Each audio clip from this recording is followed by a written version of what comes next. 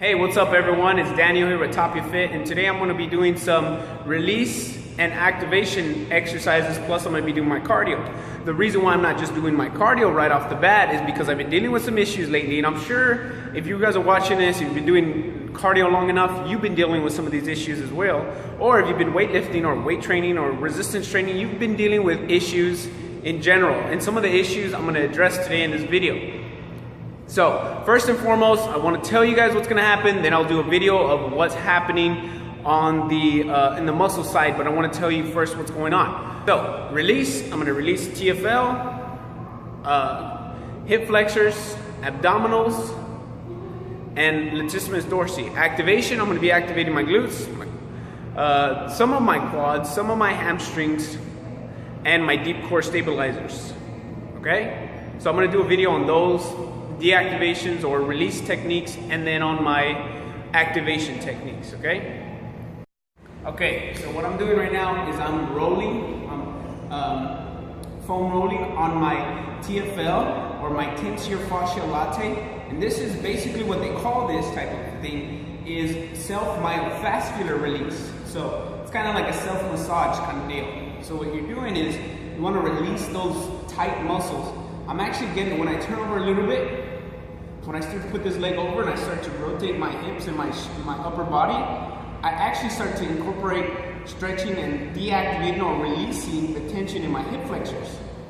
So this right here is hip flexors. When I turn over like this and I go a little bit on my butt, in between my butt and my hip flexor, that's where my TFL is. So you want to basically roll on it. You want to roll on it to deactivate it. It usually takes about 30 seconds, a minute maybe. So you basically want to roll over all those, you'll feel the pain points. And this is basically like some form of trigger point therapy. So you're gonna basically roll on those pain points. Don't roll too hard, but it should feel very, very uncomfortable just because it's kind of like a deep tissue massage. You're giving yourself your own deep tissue massage. And what you're doing is you're releasing those tight muscles. So like I said, the fascia gets on top of each other and it starts to look like a ball like this. So if you're trying to work out a tight muscle, you're just going to be doing this. Now if you have a released muscle, you can activate it and you'll contract effectively.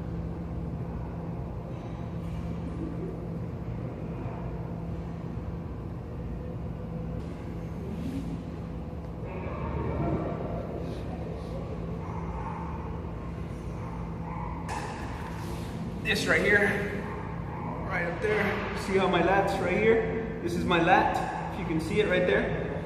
My lat, now I want to release it a little bit just because when you're running or you're doing exercise, like I said, that fascia starts to hang on to itself.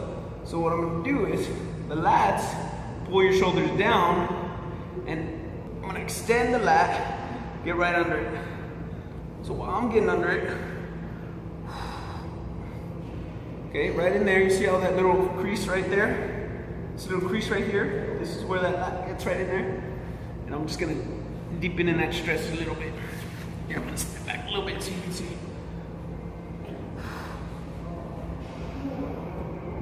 So you wanna sit in that. Okay, now I'm pulling away so I can get more stretch in there and more angle. It's a better angle to get into that deep little pinpoint. And it doesn't feel good, so y'all know. So you pull away, up and away. Gonna get that lat. Oof. Now I'm gonna get a little bit of my serratus. So these are my serratus. These are the muscles right here, the serratus. So you want to get on those a little bit.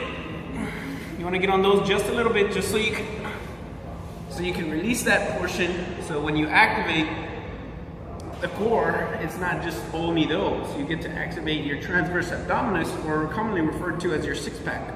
You get to activate your six-pack effectively. Okay, I don't need to release my glutes because my glutes are weak. So I need to activate my glutes. But first, if I try to activate my glutes without deactivating my hip flexors, then I'm gonna have some problems.